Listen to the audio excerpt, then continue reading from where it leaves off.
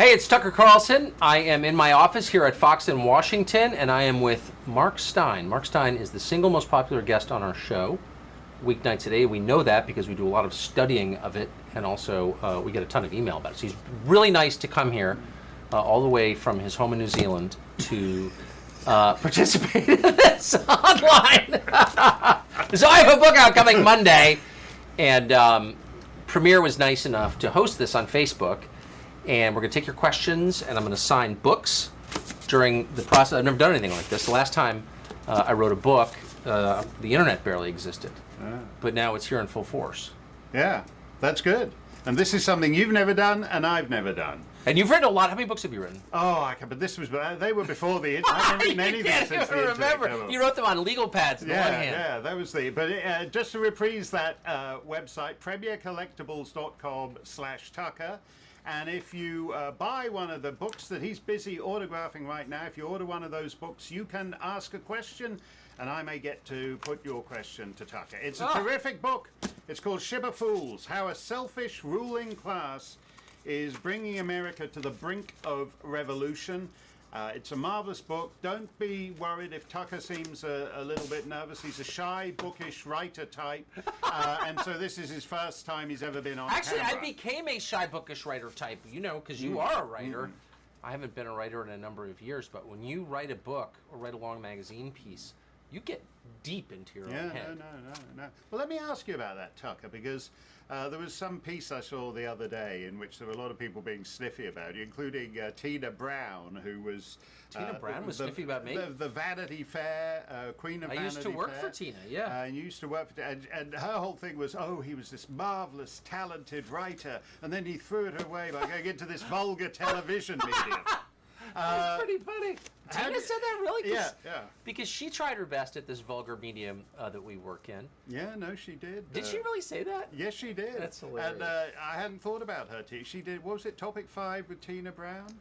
Yeah, and she literally just emailed me to ask to come on our show to sell some book on something she was writing, Princess Di or something, and I just told her that's not a big Princess Di show. But yeah, I mean, I was a writer for a long time. I started out as a writer. I went into TV kind of accidentally. I didn't take it very seriously at first because I had the attitude that Tina Brown has. And then I realized actually TV is really hard and it's interesting. It's very different from writing, but I needed, it's taken me a long time to figure out how to do it. And I really enjoy it. But the one thing I forgot about writing is how hard and solitary it is and how much mental energy it takes. And the amount of quiet you need to do it is incompatible with the life that all of us live. No, I think I would agree with that. You have to lose yourself in a book. But I will say that if you're thinking we're getting all too intellectual and writerly and into ourselves, let me say, I read this book cover to cover, and the great thing about it, and why you could read it super easily, is because Tucker wrote it in his voice. So it actually, as you read it, it actually sounds like Tucker is sitting next to you, delivering one of his TV monologues. So that's a great thing. It's the consistency between his TV persona and the book is one of the. If I had a higher IQ, I would have multiple personas. Yeah. But I can't keep. It's like car keys. I only have one. I keep it in the same pocket every day. I can't keep. I can't keep up with multiple personas. Okay, well, we're going to try and pierce that carefully constructed veil. Let me call my agent and reveal the other persona. Because in 40 years' time, by the way, when they dig this up, when you're running for president, it will be that we all went out for a big organized gang rape afterwards. And in 40 years' time. That's what after the fourth term of the Avenatti administration. Yeah, that's right. It'll be coming up to that. Let me start at the back. I'll ask a question. You've asked me 1,000 questions over the last. I ask few years. you one question per night. You're the only guest I never ask a follow-up question because I decided the first week you came on, I didn't want to get in your way. And when you have someone who's more articulate than you are, just stand back and let it go. Well, so I only ask you one question, and then I just sit and marvel at what you say. No, that's just like that fake TV flattery. You have asked me 1,000 questions, and I've never gotten to ask you a question. Okay. And I thought I'd give it a go, and actually it's far more difficult than it seems. So I got nothing, which is why we've asked people to send in their questions. Okay. But before we start with that, I want to start with something you say at the end of the book that floored me. We're in Washington. We're in the swamp. You go fishing on the Potomac. I do. Right here in town. I do. I went the other day. Yes, I'm a fly fisherman. It's embarrassing to admit, but it's one of the great loves of my life, and I do it a lot. And I've done it. You know, I've fished and hunted all my life, and it's really important to me. And so when I'm here in Washington, we live right off the Potomac River, which is a beautiful river from a distance, an unattractive river up close. But I always fish it, and I take, you know, a rod down there or a spey rod. I like double-handed casting, and I'll go down and fish right under Chain Bridge, right near my house. I live in the District of Columbia, and I fished the same spot for, you know, many years because I've been here most of my life. And every year I fish it, I notice that it gets filthier and filthier. I'm the only fly fisherman I ever see, and every year there's more litter, and it's still beautiful, but there are like full diapers and discarded shopping carts and beer cans and chicken wings, and you think, like, for a city where every single college-educated person describes him or herself as like an environmentalist, why does nobody care about the actual physical environment? I'm not that interested in theoretical problems like carbon. I care about, like, is the river clean? No, it's not. They dump sewage into it, and the shoreline is littered with garbage. So, like, in what sense are you an environmentalist? Yeah, you use that for quite a big point, a profound point, which is that in the old days when environmentalism started, it was about cleaning up the town, cleaning up the river, cleaning up the cloud of smog that hung over you. Yes, the environment. Right. Right, and now it's about nothing real. It's about saving the planet because of sea levels in the Maldives in the year 2400. But it's totally abstract because it's a religion, so it's actually not even about saving the Maldives. It's about saving yourself, redeeming your soul, proving you're a good person. This is what happens when mainline Protestantism collapses. You know, the religion of our ruling class. And people have a religious instinct, and so they have to make up a new religion, and they've made it climate. And look, I'm not against it in theory, but if it becomes a religion, public policy should never be a theological question. It's a really simple question. What's the wise thing to do? Anyway, but the deep irony is the cities with the highest number of self-described environmentalists are the dirtiest. San Francisco has tons of human waste on the sidewalk. Really? No, and you've got a quote in there from some fella in Los Angeles who went to Skid Row to help all these people, and he actually winds up having his leg amputated because of the disease he picks up from all the human fecal matter that's in the streets. Literally his leg amputated. Last year I went to Mumbai, India, to visit one of my kids who was studying over there, my wife and I. And we spent a couple days wandering around, looking at British colonial architecture. It's a really interesting city. It's a handsome city. It's a beautiful city, decayed in parts. There were fewer people sleeping on the street in downtown Bombay than there are here in Washington, far fewer than LA or San Francisco, and it was cleaner. And I thought, this is India. This is the fabled urban jungle of India, and it's nicer than where I live. Like, why is that? No, and you make another point on this. I mean, just to go back to this fisherman thing, where you say you're the only fly fisherman. Yes. For non-fishermen or non-fishers, as we're supposed to say now. Seriously, that's the CBC term. They never say fisher. Yeah, fishers. Like of men? Yeah, fishers. No, they're fishers of men and women, but the fisher itself has no gender identity. Because in my world, in the world of the actual outdoors, the fisher is a kind of cat. Yeah, no, a vile cat. Right, a vile cat. That's right, with some very intense glands. Yeah. Don't. It's better to be a fisher of men than a man of fishers. They're horrible things. But you just said you're the only fly fisherman, and you say when you're fishing on the Potomac. And that's because everyone else down there is basically an immigrant of some kind who's actually fishing for food. 100%. They're getting their food out of that. Yes, they're fishing for snakehead, and they're very nice. I mean, they're super nice, and it's mostly Central American or Southeast Asian. And they always smile at me, and because fishermen like fishermen, even though we're very different kinds of fishing. And they're super nice people. But the physical filth of it actually looks like another country. Not in the people who are there, but in the landscape is covered in garbage. Right. And I keep thinking, this is National Park Service land. This is a national park. And I mean, to be honest, I live like directly across the street from a national park. Because it's DC, a lot of it's national park. And it's filthy. Like, what's the point of a National Park Service if not to keep the park clean? So I go on the National Park Service website, and it's all about the challenge of climate change. Okay, fine. How about this? We'll get to that, and we can discuss whether it's a natural climate cycle or man-made. I mean, these are interesting questions. But first, let's clean up the freaking park that you're named after. But that just never occurs because actually cleaning parks is hard. And somebody needs to pick up the plastic bag full of garbage and all the Tecate bottles and like put it in a dumpster. No one wants to do that. It's way more fun to stay in a dark room and design web pages about saving places you'll never visit. It's like so perfectly a distillation of the crappy attitude that's wrecking the world, I think. Yeah, no, I think you're right. It's easier because it's easier to save the world than to save the town or save the county. Or to be nicer to your wife. Or to spend time with your children. I mean, this is like my father always used to say when I was little, he goes, Lenin hit his dog. But it didn't matter because, he really cared. And that's why he had all those people executed, because he cared so much. So in other words, loving the abstract absolves you of the obligation to love the concrete. I don't need to love the people around me. I've got, as Gandhi proved in the way he lived, I've got bigger concerns. Humanity itself. It's actually... disgusting. It's my least favorite. I would much rather someone, gave the finger to the world and was kind to his wife and children and friends and his employees. But they're all like this. Travis, whatever the teenage billionaire who owns a lot of Uber, is always lecturing us about, you need to support this or that left-wing cause because it matters, whatever. His own employees don't have health insurance.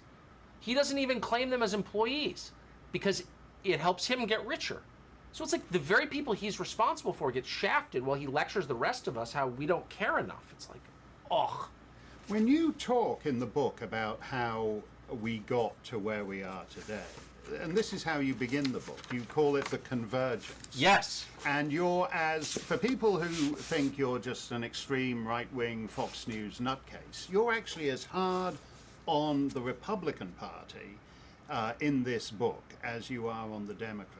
Because because there's no difference in some ways there are differences, but I mean I would say this: I grew up in a conservative family, so I always imagined the federal government was the single greatest threat potentially to my liberty. Why? Because it was the greatest concentration of power. It's the concentration of power that you need to fear that needs oversight. But now we live in a world where the greatest concentration of power is corporate. So who knows more about you, the Social Security Administration or Google? Not even close. And Google and Facebook and Apple, Twitter have all escaped scrutiny from the left because they have paid the indulgence. Well, they've literally paid. They fund the activist left. But they have also paid a symbolic indulgence by embracing kind of the dumbest college-type level of identity politics. We're on board for, whatever. We have a transgender bathroom, so it doesn't matter that the richest man in the world pays his employees minimum wage and they live in their cars in the parking lot. In a normal world, liberals would say, wait a second, I don't care how many transgender bathrooms, I mean, who cares, you install in HQ. A third of your workforce is on food stamps, and you're the richest guy in the world. Maybe you should pay the people who are actually dependent on you, but nobody calls them on it.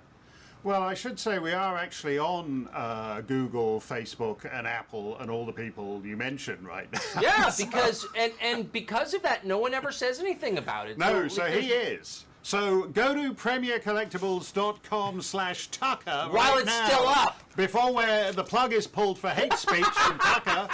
You can never have enough transgender bathrooms. We all know that.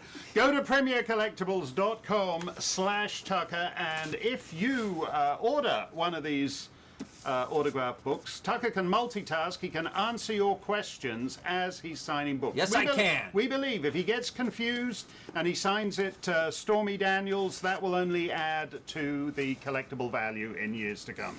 So don't worry about it. Si se puede! And Mark, what's he called? Michael Avenatti. Tucker's never heard of him, but he was actually supposed to be co-hosting and moderating this, but he's apparently tied up in traffic or something, so I had to step in at the last minute. Let's go to the first question from Edwin in Sparta, New Jersey. Oh, I know Sparta. Who wants to know who was the most difficult person you have ever interviewed? Oh gosh, I mean, I've been interviewing people for 27 years, so I've interviewed a lot of different people. I've interviewed a lot of drunk people, including some politicians who were drunk on the air. I've interviewed Liberian war criminals in Africa who, fingered their guns while I was talking. I mean, I've interviewed a lot of difficult people. I've interviewed Hezbollah in Beirut, but I would say the most hostile person, and I have to say this is no endorsement of their tactics or ideology, but the Hezbollah guys are actually very nice.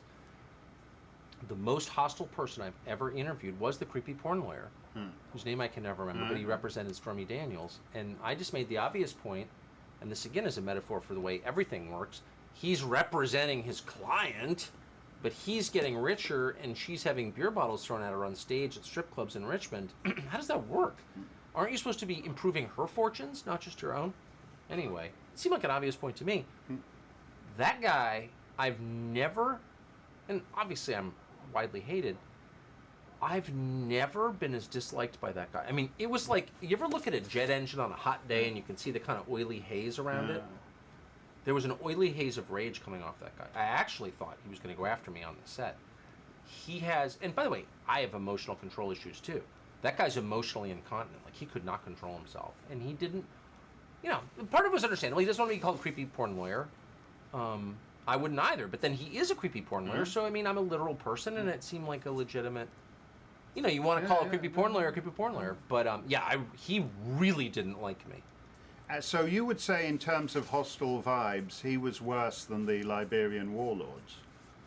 So I'm doing this interview I went to it's a very long story, but I wound up going down there with for the Liberian Civil War in '03 with Al Sharpton and some guys from the Nation of Islam to do this piece for Esquire.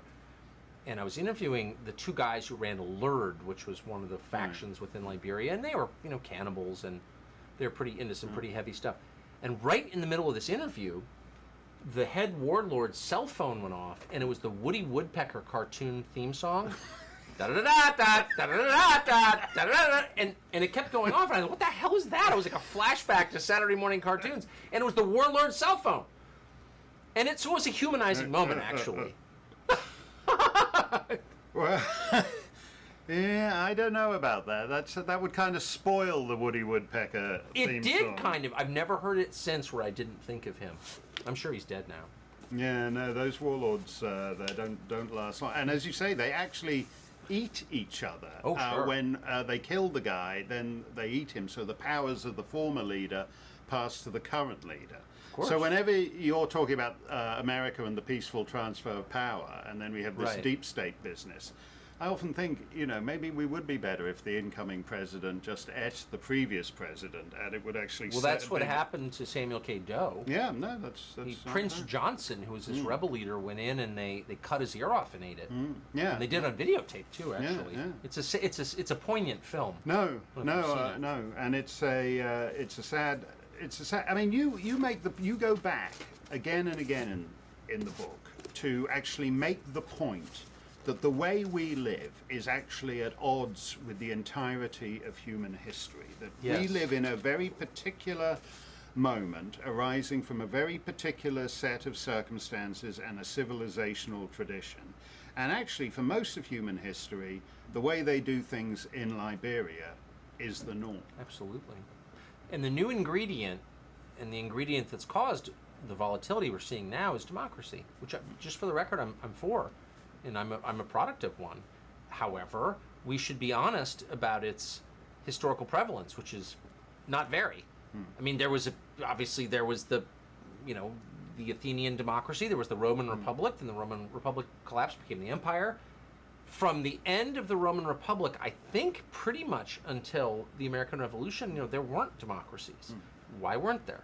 Because the concern, well, there are a lot of reasons, but one concern among liberals, 18th century liberals, was that democracies inevitably devolve into autocracies. They're really hard to sustain over time. And so I guess I would just and I think that's clearly true.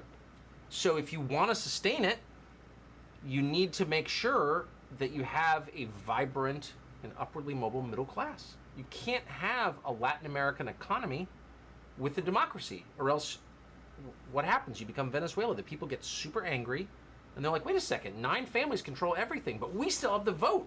let's elect Hugo Chavez. And they do.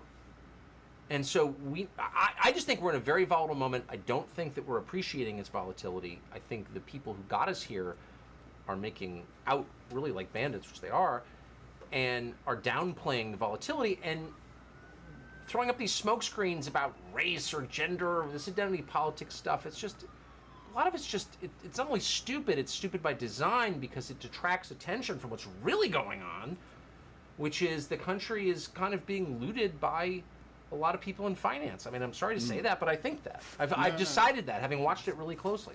Well, that's my view. Well, as you say, we are bifurcating in the way that Latin America, you have an upper class and a great seething mass and nothing in between. And in Crete, that's the Latin American. Well, I grew up in an affluent world. I mean, I'm not here as a spokesman for the working man. I grew up in La Jolla and Georgetown. So, like, I see it from the other point of view, which was I grew up around rich people. I grew up in a, reasonably affluent family. I'm not pretending otherwise. And the rich people I grew up around were just kind of rich people, but they were recognizably American, and they participated in middle-class things, like they stayed in motels and they went on vacation by car.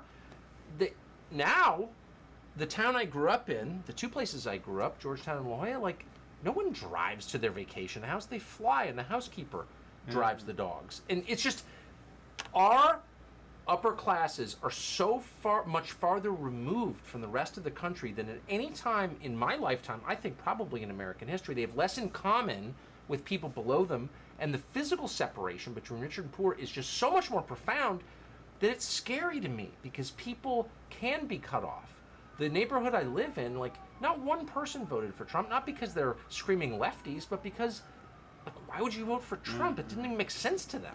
Do you know what I mean? Yeah, no. What I'd like to know then, Tucker, because it's the penultimate chapter, I think, in your book, the one on the state of men in America, particularly blue-collar, white men with high school education. And you write it's the most poignant chapter in the book. You write about these communities hollowed out by drugs, suicide rates among men, the men left behind without jobs, the jobs now. It's not just the upscale jobs, but all the kind of middle class jobs, the cubicle jobs. It's women who do those.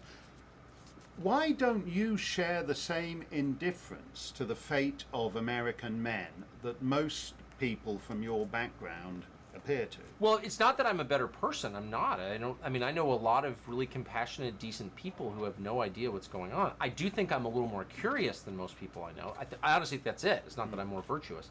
Part of it is that I live for a good portion of the year in a very rural area in northern New England. Not far from you, in Maine. And I have all my life gone to the same town, and it's not in a fashionable place. We just happen to have a house there, and near the Canadian border. And I've watched. So here's if we want to be totally honest, since we're on Facebook, we can be honest. So I lived in D.C. as a kid when it was overwhelmingly poor. Okay, now it's a richer city. But when I was a kid, you'd see all the poor neighborhoods, and there were no fathers, and all the kids were growing up in single-parent households, and it was a disaster. And people used to say, the problem is culture. And if only these inner city people can, like, get married. And I was like, yeah, that's totally true. Then I see the town that I've lived in my whole life in the summer in Maine, and I see exactly the same thing happening, except nobody's black, they're all white. And so I'm starting to think, well, wait a second. It's the exact same phenomenon, two totally different populations. What do they have in common? And what they have in common is male wages. Right. And so I start looking at the social science in this. There's a lot. If men make less than women, it's really simple. This is on average over large populations. Men and women don't get married. Yeah. And the reason they don't, this is not my opinion, it's the product of a ton of research over decades. Women don't want to marry men who make less than they do. It's really simple. So if you have an entire society where on average men make less than women, you have a dramatic decline in family formation. So kids grow up without fathers. And then that is a cycle that perpetuates itself. And you have total collapse. So in some ways I want to say, well, wait a second, actually. This isn't a racial debate. And I'm being dead serious here. Everyone's like, oh, what's wrong with black inner city people? It's like the same thing that's wrong with white rural people right now. Men don't have good jobs, and the whole family collapses as a result. Duh. And I feel like both sides have missed it. It's a national crisis. And no one wants to admit it because it's like, well, really, it's about women's wages. Well, you know, in a lot of America, women make more in the inner city, in rural America. In rural America, women work at schools and hospitals, which are the most consistent employees. You know, you live in the same world. I think this is one of the great undercovered stories. So I start looking into it, and it turns out a lot of people know this. Like anyone who's looked at it for 10 minutes understands it because it's very simple and all the data are there.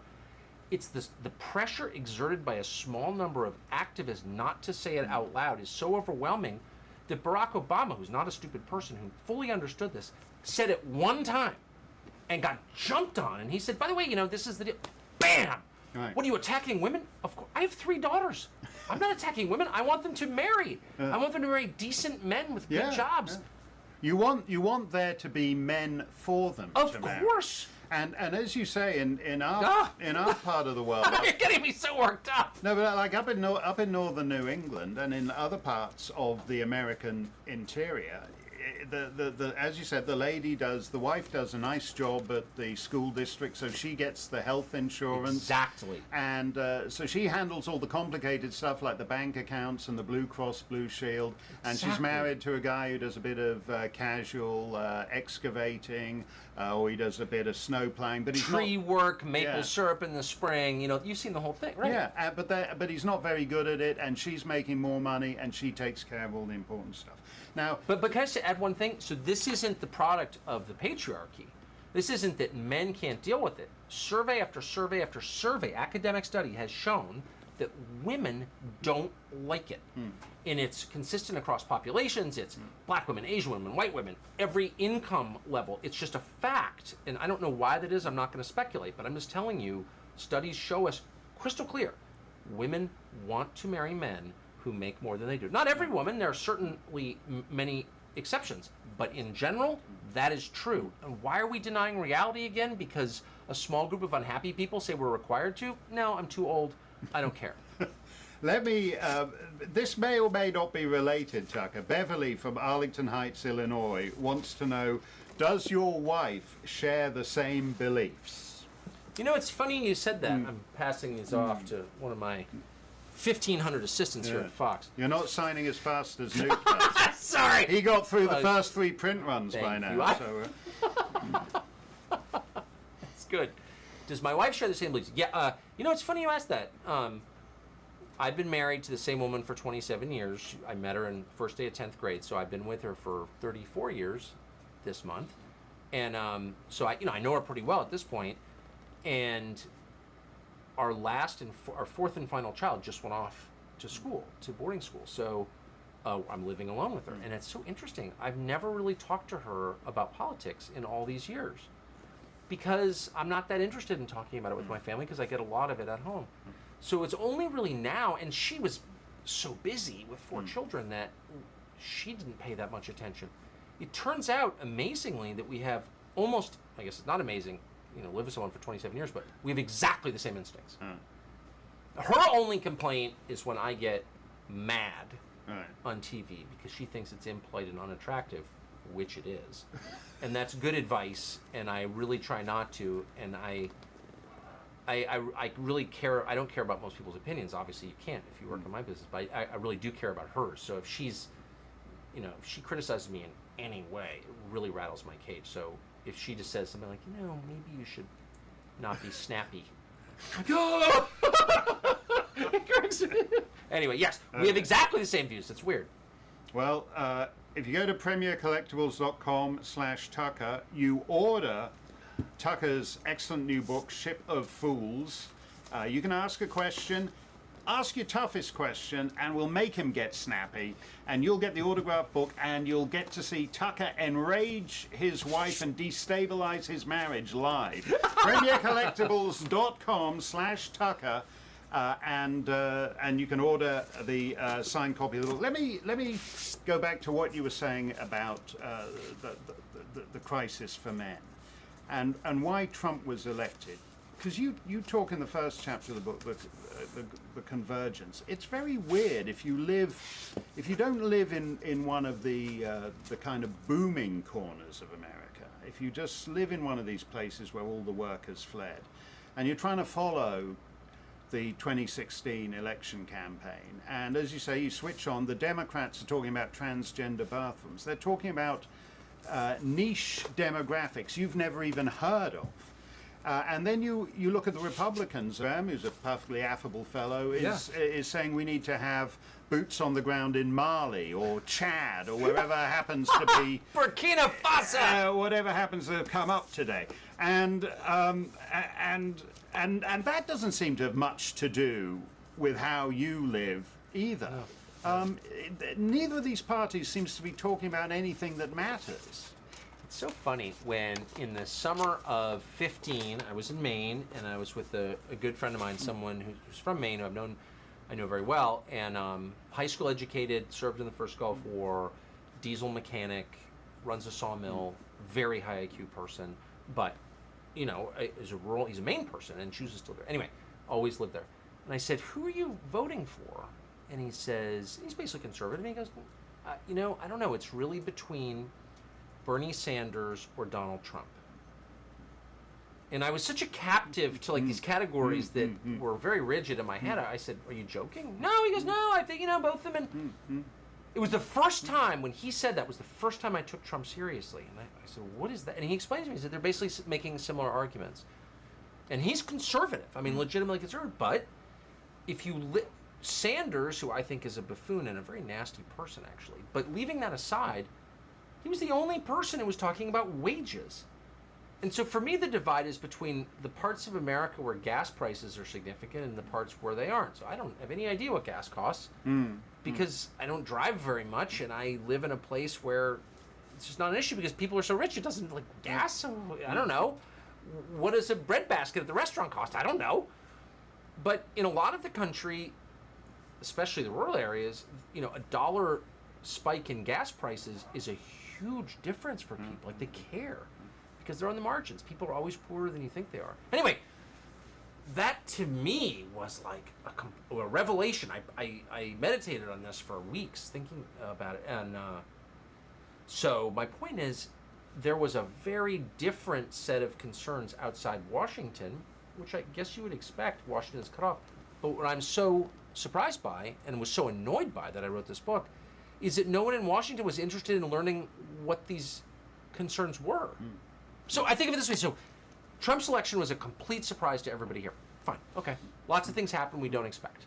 You get some terrible diagnosis or a hurricane knocks your house down. No one expected that. But they didn't pause to consider what it meant.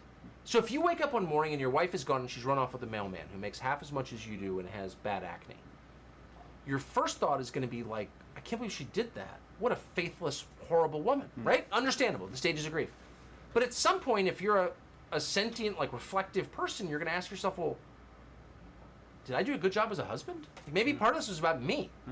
I make more than this guy. I'm better looking than him. And she left me for him anyway. Maybe there was something I should have done that I didn't do. Maybe this is a referendum on my husband skills. Honestly, because it was. That's Trump. Trump was elected to give the middle finger, not for his policy acumen or the details of his personal life or his command of governing, but because people were so mad at the people in charge. And I just think the people in charge should internalize that and learn from it, but they're refusing to.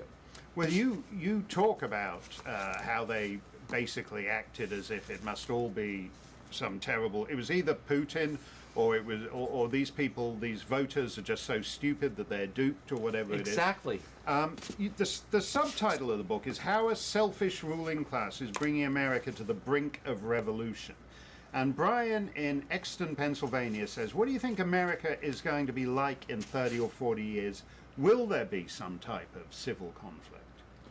I mean, of course, I pray that there isn't. I mean, I'm unlike a lot of the people in charge. I don't have a foreign passport, and my roots here go back, hundreds of years. My children are here. My parents are here.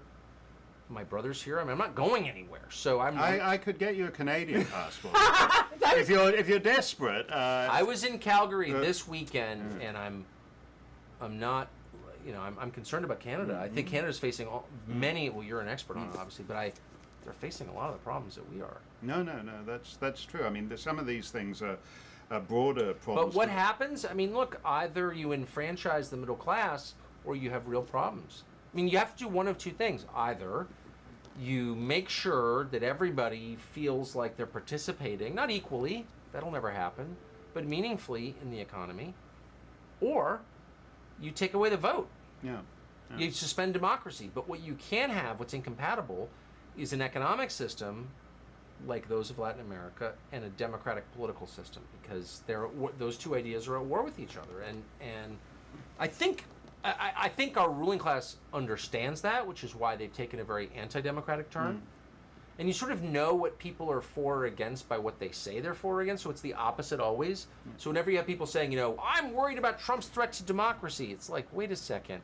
You're the same people who try to take the nomination away from him at the conventions and try to steal the election from the delegates, the electors. And you're the ones who are trying to silence people and keep them from expressing their political views and take their guns away. And actually you're opposed to democracy, of course. I mean, it's like Harvey Weinstein was always, giving money to rape crisis centers. Oh, I wonder why. Everything is projection and displacement. So anyway, they get it. They don't want normal people to have a say in our politics, which is why they're siding with Andrew McCabe over elected officials. Yeah. Right? Well, just to go on what we've seen in the last few days, I mean, you saw this scene of Ted Cruz and his wife in a restaurant, round the corner from here. Yeah. Is it approaching the stage where we have two groups of people and inhabiting the same national state entity is now becoming extremely difficult for them? It's a dark thought, but of course that's exactly what's happening. It's exactly what's happening. And the tragedy, from my perspective as someone who's been here since 1985, is that Washington was always for all of its many problems and its deep corruption and the profound silliness of a lot of people who live here, was always a town big on comedy. It was a town, just a term they use in the Senate, but gentlemanliness, politeness, decorum. You could live in a neighborhood with people you really disagreed with and get along with them and see them on Halloween trick-or-treating, and everyone's super nice, and I've spent my whole adult life that way. And now, all of a sudden, the divisions seem almost insurmountable. What's so interesting, though, so this is obviously a revolution, right? Obviously. And we're overthrowing the old and trying to usher in something new. Have you ever seen a revolution against the working class? Yeah. Isn't the revolution usually waged on behalf of the working class? This is really the people in power saying to the people beneath them, who are getting steadily poorer, whose lives are getting shorter, shut up. I've never seen anything like this. I'm actually a lot more comfortable with a revolution from below. At least the Bolshevik Revolution was ostensibly waged on behalf of the powerless. This is waged on behalf of the powerful. Yeah, it is, isn't it? It's a bit like French aristocrats rising up and against beating the peasants. Yeah. I mean, it's unbelievable. This is a revolution where Jeff Bezos, the richest man in the world, is scolding you for having too much power. It's like, what? It's totally insane. And unfortunately, because everybody in our world is from exactly the same background, and I am from that background too, just to be totally clear, but they don't see it, or in the case of the press, they're participating in it. The press, which is supposed to be a backstop against the abuse of power, is basically saying less democracy, less knowledge. I mean, last week you had reporters on TV saying it would be a terrible thing if the public found out what its government was doing. Yeah. What? Yes. You on the computer, tell me, what world are we living in? I'm serious. It's blows my mind every time. Let me ask you this question from Erica of Melbourne. And that was... Which Melbourne? Florida or Australia? No, it's not Melbourne, Victoria. Alas, it's Melbourne, Florida. Melbourne, Florida! I know well. I've been on far shore ground with Melbourne, Australia. Erica asks, what false accusations have you had to defend yourself from? How did you get through it and prove your innocence? Well, I mean, I hate whining, and I can't stand it when people who choose to be, in a highly charged national conversation turn around and say, I've had lots of death threats, or, whatever. I'm a victim. Feel sorry for me. I'm not a victim in the slightest, so I never will be. Even when victimized, I'm not a victim. But, I've had a lot of them. You're a white nationalist. What? It's the opposite of what I am, actually. I hate that stuff. I don't think you should ever judge people because of their color. I hate that. I'm making the opposite argument. So it's like ludicrous to me. I did have a viewer once go to a prosecutor, someone I'd never met before, when I worked at CNN almost 20 years ago, and accused me of raping her in very specific terms, very specific. And I got off the air, and I got this registered letter. My assistant brought it to me, and she'd read it, and she looked horrified. Actually, she never really believed me. I always thought that, but whatever. And it said, we're about to charge you with felony sex assault for raping this woman in a restaurant in Louisville, Kentucky on this day. Here's the full description of what you did, and we're just letting you know we're about to file charges. And it was, it was like one of the weirdest moments of my life. So I didn't tell anybody. I called my father, the only person I didn't tell my wife, or I certainly didn't tell my employer because I knew they would have fired me immediately. And he said, call my lawyer. It's Bob Bennett, who represented Bill Clinton, actually. And anyway, I went to bed. I woke up at like 3 in the morning, and I went downstairs. I smoked at the time, and I sat on my front steps and had a cigarette, and I thought, maybe I did it. Maybe I have a brain tumor. And like I got on a plane and assaulted this woman. And I was so upset. I'd never been to Louisville, Kentucky. I'd never heard this woman's name. I mean, I knew I would never, obviously, do something like that. So you thought you might have had a repressed memory. Yes. No, I thought maybe I actually thought, this is like 4 in the morning smoking a cigarette on my front porch. But so deeply ingrained in me was the assumption that the accused are guilty. I assumed it. Liberals would be like, no, really, some of them are innocent. I'd be like, yeah, they're guilty, okay? Someone accused them. But so when it happened to me, I was like, maybe I am guilty. It was insane. It was insanity. So I woke up the next morning and I was like, oh, shake that off. I don't have a brain tumor. I feel fine. Obviously, I didn't rape anyone. Obviously, I hate that kind of thing. And I've never heard of this woman. So anyway, I hired my lawyer. I never told anybody. I told my wife. And to her credit, she was like, that's insane. And I took a polygraph from the FBI head polygrapher, which is a very invasive experience. We finally, somehow, got evidence, and this was a great expense, which I paid personally, got evidence that she was an accountant in Mockport, Indiana, called Kimberly Carter, I think her name is. And I think she's still around. And she was like, this may be slightly wrong, it's not really wrong, she was like the head of the local Rotary Club. Or she was like a kind of a respectable person. But she was mentally ill. And she had delusions that we were having a relationship and I had raped her. So we confronted her lawyer. His name was Matt Blanton. I'll never forget his name. He was really a creep. With this evidence, and she wrote back a letter to my lawyer saying, how dare you attack me for my mental illness?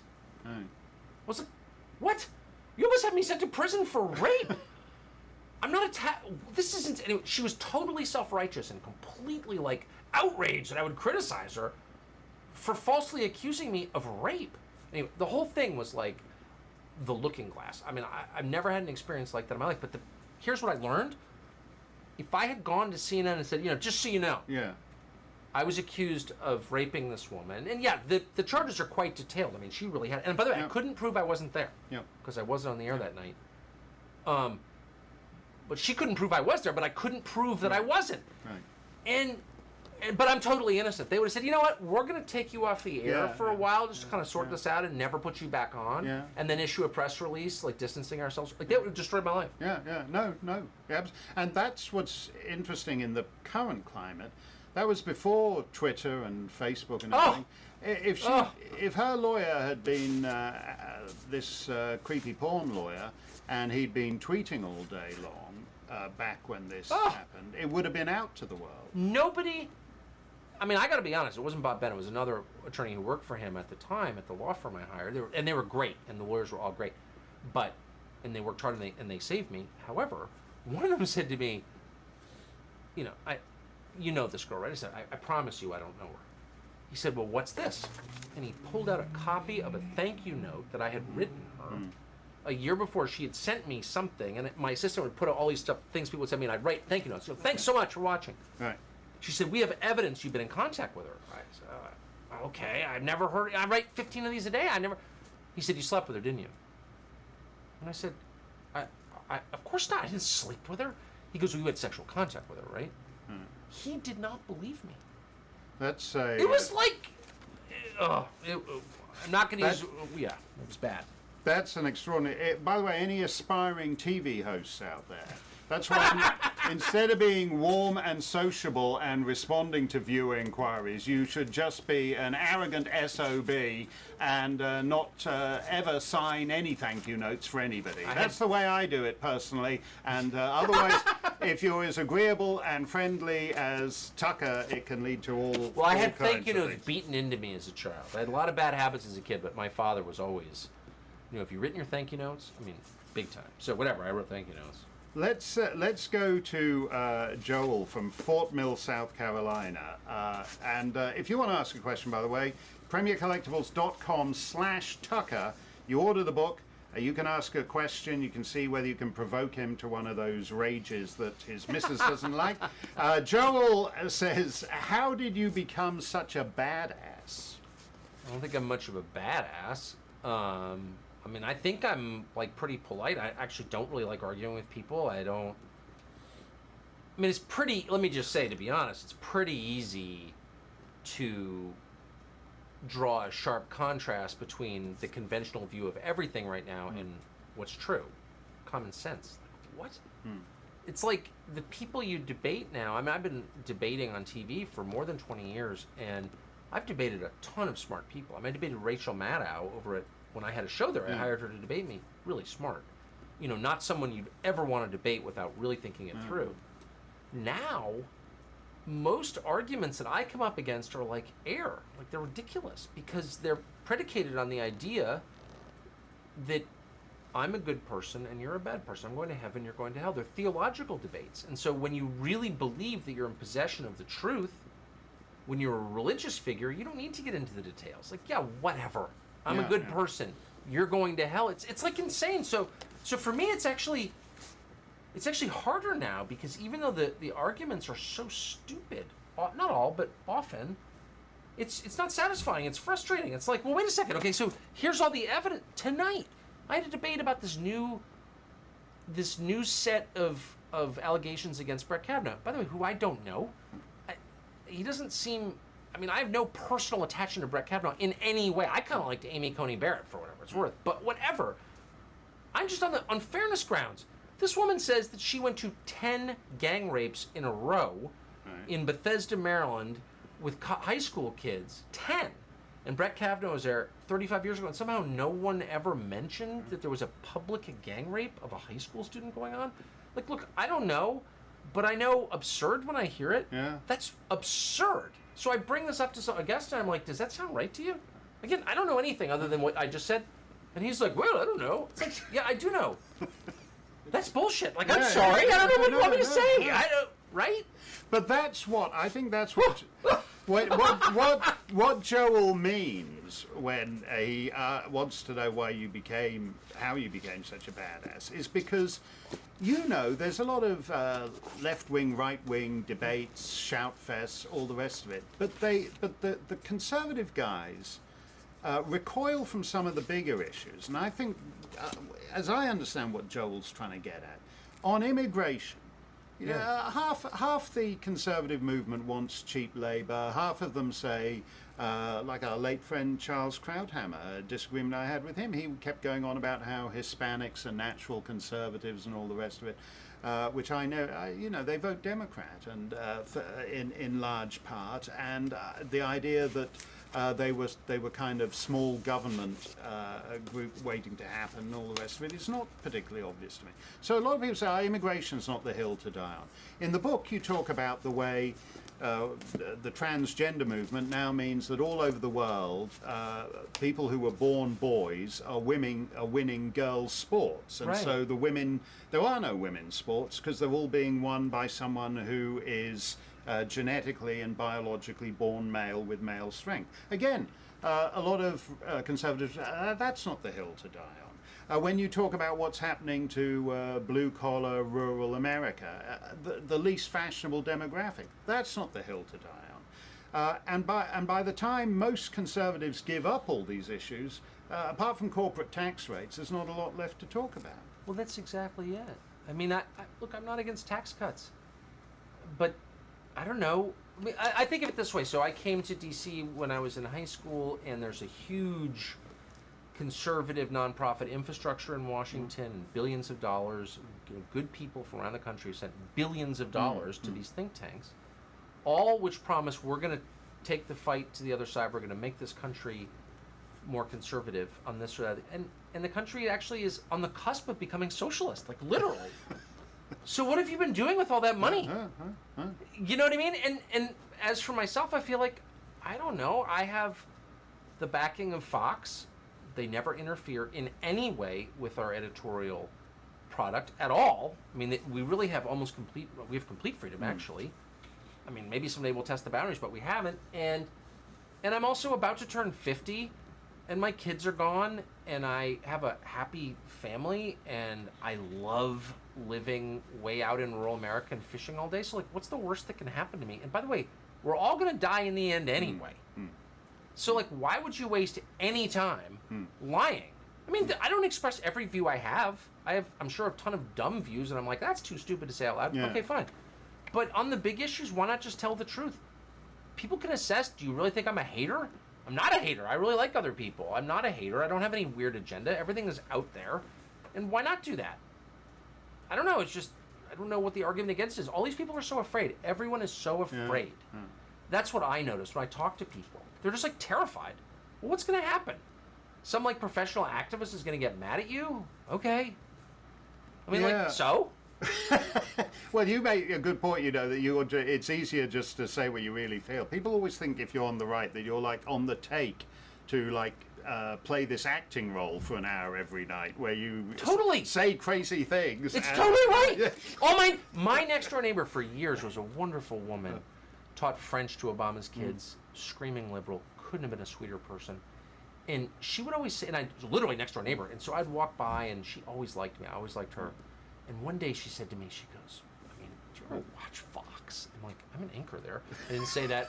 And she goes like, they're crazy. I mean, not like you. I mean, but they're like great. And I'm like, she thought that I was playing a role because she liked me personally. And I know she did. But she couldn't like a person with my views, so she decided that I must be faking it. What's so interesting, it's such a window into how liberals think, because I believe she believed everything she said, and it didn't make me like her less. I just thought she was wrong. But she took it so personally because it's all they have. I mean, I have a lot of other things in my life anyway. No, that's the old CIA mistake with Justin Trudeau's dad. They thought he was in the pay of Russia because they couldn't imagine anybody would sincerely believe those things. And that's true. And that's the. We're going to do 22 questions in 2 minutes.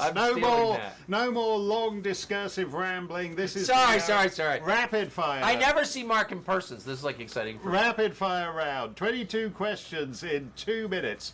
Number 1, Tucker Carlson. This is like your quiz, but we're going to be even more. I'm going to be fast. Watch this. I can be crisp. Number 1. Where were you born? San Francisco, California. Same hospital as Jerry Garcia. Oh, lovely. 2. Who would you want to play you in a movie? Oh, gosh. I haven't watched a movie in probably 20 years. I don't know. They're probably all gone. I have no idea. You can name a dead actor. They can do anything with this CGI. Well, Charles Bronson, obviously. Yeah, okay, that's good. He didn't live too far from you in northern New England either. No, that's true. Vermont. He lived in Vermont. He lived in Vermont. What was your first job? My first job was working as a dishwasher at a restaurant called Poor Richard's in Newport. Then I worked in a baked bean factory adding barbecue sauce. Then I worked at a gas station. Then I worked as a carpenter's assistant. And then I worked as a fact checker, really, at a quarterly magazine. This is all the dues-paying stuff. He could have got if he was on with Ellen DeGeneres, he could have got 40 minutes on the sofa out of that. What is your biggest fear? My biggest fear? Oh, being alienated from my children, I mean, for sure. Yeah, that's a good one. Who makes you laugh the most? Matt Labash, who's an old friend of mine, one of my closest friends, who's a magazine writer. Hilarious. He emails me during the show in commercial breaks. I actually laugh out loud. He had a good piece. I think years ago this was him on Trump demonstrating how to tie the perfect tie knot. Exactly, the double Windsor. Yeah, and that's good. So that was Matt Labash 20 years before Trump ran for president. That's a great piece. What's the one thing you need to have in your fridge at all times? Oh, cheese. I eat cheese all day long. I love cheese. Really? Yes. You live up near the Quebec border. Yes, I do. You should sneak in and get cheese that is unlawful under USDA. You should love try unpasteurized cheese. Cheese. I love it. This is a good book, Ship of Fools. But if it was really serious about the crisis afflicting to America, it would be on the United States Department of Agriculture Totally agree. banning unpasteurized cheese. I totally agree. We need a chapter on that. This was in an the obsession sequel. of Ron Paul's and his son, Senator Rand Paul. I like my cheese dirty. Yeah. I like shellfish. Yeah. And I like cheese. I like dirty, unpasteurized food, and I never wash my hands before eating it. I'm not joking either, and I never get sick. No, that's good. That's true because your immune system builds. Oh, cheese should be alive and moving. Yes. What is your greatest accomplishment? I've been married 27 years, and I think I get along with my wife really well. So. Yeah, that's something to be proud of. Who is the most interesting person you met recently? Oh, my father is always the most interesting. I know my father, my whole life. I've lunch with him every week. A former journalist and former Marine, an orphan, is genuinely interested. Every time I've lunch with him every week, and he's always like, "Do I ever take the time?" And I was like, "Really?" Yeah. And it's amazing because after all these years, because you mention him in the book, and there's still on those weekly lunches, there's still new stuff he tells you and new insights he gives you. Oh yeah, no, I've never met anyone like that before. What is your middle name? It's unavailable for public consumption. Really? Yeah. I thought you were just saying your father was a genius. I have two middle names and I'm embarrassed. So. No, that's great. I want to hear them now because in America you can't have two middle names. When I have two middle names, and when do you really? Yeah, and when I came to America, I can't get two middle names on my form. The United States Immigration Service said we don't have you can't come into the country. We don't have a form for that. That's hilarious. So you have two names. When I was 22 and I started in journalism right after I left college and got married, my editor said, "First day, what's your byline?" And I said, "I don't know, Tucker S.M. Carlson." And he goes, "That sounds ridiculous. Make it simple. How about Tucker Carlson?" And I said, "Done." That's been my name. S.M. So it's Tucker S.M. Carlson. Yes, Okay. I don't use it. It's on my belt buckle. PremierCollectibles.com/Tucker. When you order the book, make a guess at what S and M stand for, and we'll run it by Tucker's father and see if he's. What is your biggest pet peeve? My biggest pet peeve, probably bureaucracy, bureaucratic dumbness, waiting in a line. No, my biggest pet peeve probably in my life is people who will not explain their decisions. I can't stand it. I go insane. What's the last book you read? The last book I read was called The Boer War, and it's about, I got into this, for some reason, interested in the Boer War of 1900, 1901, and it's about, sort of written from the Boer perspective. It's really interesting. The first concentration camps in history were British. Really horrifying. Really horrifying what they did. I had no idea, by the way, the Boers were obviously Dutch. I knew that, but they were also Huguenot French. I didn't know that. No. And a whole world that's vanished, the old Boer republics of the late 90s. That's a good answer. I was expecting the art of the deal, so that was a surprise answer.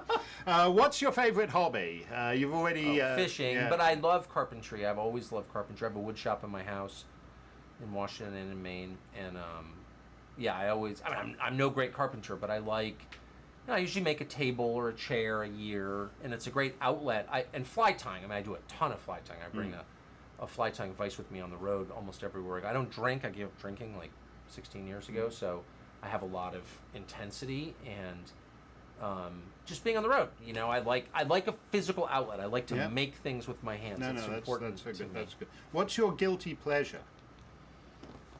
I'm not a guilty guy. I probably chew 100 pieces of nicotine gum a day. I don't feel bad about it. I guess everyone says you're supposed to. I don't.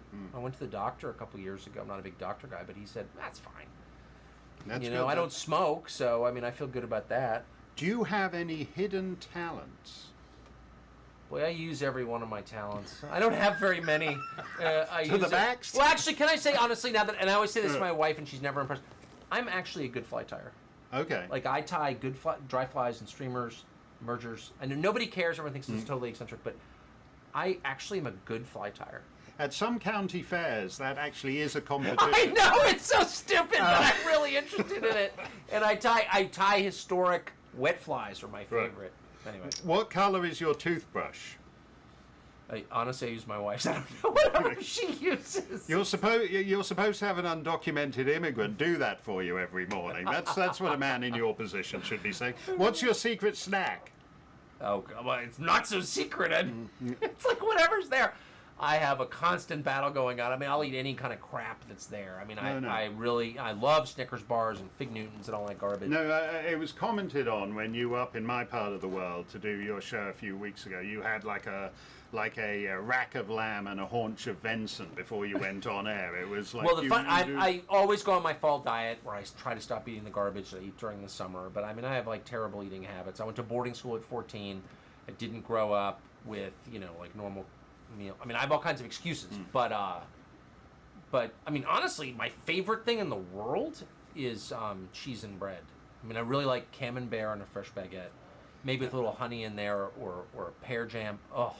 You're never going to make America great again with camembert. I know. Just revealed what he's just written himself out. I like it. I can't help it. He's supposed to be an extreme right winger, and he's just betrayed the movement there. How do you take your coffee? Oh, black. I drink a lot. In fact, someone asked me today how much coffee to drink, and I drink 8 or 9 cups a day. I feel really good about it. It's good for you. I wake up, I have 3 cups every morning, and I head down and try and go for a jog. But I always drink that, and I drink it at dinner, at lunch. I drink it right before I go to bed. I love coffee, and I drink it black, and I drink a lot of it. What's the last movie you saw in theaters? Oh, I don't watch movies. I have trouble watching things, moving picture things. No, I'm serious. I have I've always had some sort of weird dyslexia or something. It stunted my academic achievement. So one of the reasons I tried to compensate for it by fluency with language, but I can't sit through a movie. It makes me so anxious. It's weird. I don't know why. So you're the only person watching the Oscars who's rooting for the best documentary short category. I've never watched the Oscars in my life. I can't. I work in a really loud world. I'm a really loud person. When I get home, I really like quiet. And my wife is a huge reader, so there's a lot of like talking to the dogs and quiet and fly tying. Okay. What's the last gift you gave? I bought one today for my wife's 50th birthday next month. Can't tell you what it is. Oh, no. Okay. That's a deal. I gave someone a fly rod yesterday. I tried to be an evangelist about fly fishing. Fly rods on Amazon is like $120 for a fly rod reel and line. It's like, well, why not? You can have them sent right to the person's house. I'm not bragging. I'm just saying I feel deeply about it, but I've sent probably, 30 fly rods to people who work for me. And some small percentage, probably 10% have become, more than that actually, have become like very serious fly fishermen. You just throw it out there. It's really hard to learn, but if you learn it, not really hard, it's sort of hard. Some people get really into it. So I always give fly rods. Okay, that's a good gift. What cause is dear to your heart?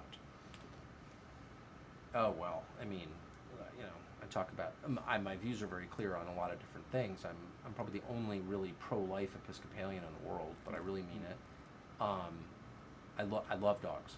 I really love dogs. So, No, we did a great segment on dogs, yes. And actually I probably got more reaction to that. People don't care what you say about the Iranian nuclear program, totally North Korea, whatever it is, but the dog segment, I got such a... I have dogs on the bed every night. I've slept with dogs my whole life. It's really one of the centers of our life, and my wife feels the same way. And we have spaniels, Springer, and an English Cocker, Meg and Dave, and I love my dogs. What's number one on your bucket list? I don't really have anything. I mean, the only thing, look, I want all my children to marry decent people. That's like number one on my list. To get through that without weeping and being a mess. One thing about journalism, it's filled with people you wouldn't want to have dinner with, but you do get to see everything. I mean, don't you feel that way? No, that's true. Well, that's our last question, and it's like an odd question on this list to ask a guy who hangs out with Liberian warlords. But don't you feel that way about your life? You've really got to see a lot. I mean, that's the basic promise of journalism. Yeah, and that's the thing. You go all around. People say things. Oh, yeah, I was there 15 years ago. Or what about so and so? Oh, yeah, I met him at a party. Exactly. All that kind of stuff. If that's what you want out of life, and that's always what I want. I want to see stuff. I want to understand how it works. I wanted interesting experiences. You get that, don't you think? Right. No, that's the perk of the job. Last question. Where do you want to go that you've never been? You know, I'm not bragging. I mean, I've been I've been almost everywhere I want to go. The only place really that I want to go that I've never been is Cape Town. I don't know why. I've been all over Africa. I don't know why I haven't been to Cape Town. Have you been to Cape Town? One of my children studied in Cape Town, and she has good taste about places, and she's never stopped talking about Cape Town. No. Have I you would been? agree with that. Yeah, I've been to Cape Town. I would say you should probably get on and see that sooner. You want to hear something funny? We were going to go over this Christmas, and all of a sudden something up, and I can't go, and I'm really disappointed. I really want to see it. Apparently, everyone says it's the most beautiful city in the world, nicest people. So yeah. Well, you didn't sign as many books as Sorry, I'm so easily distracted. but you sold a lot, so we made enough. So we're going to take you to Cape Town for dinner. That is Tucker Carlson. It's a terrific new book. It's the #1. I saw today. It's the #1 political bestseller on Amazon in political humor, and it starts off very funny, but the end is super profound and will touch you. So it's an important book. It's a great book. It's a great read because it's written in the unmistakable voice of that guy, Tucker Carlson. Shipper Fools. Go to premiercollectibles.com/Tucker and order your copy today. Thanks a lot, Tucker. We will. Nice of you, Mark. Thank you for doing that. No, it's my pleasure, and we will see you on your television show tomorrow night. I'll be back. Thank you very much.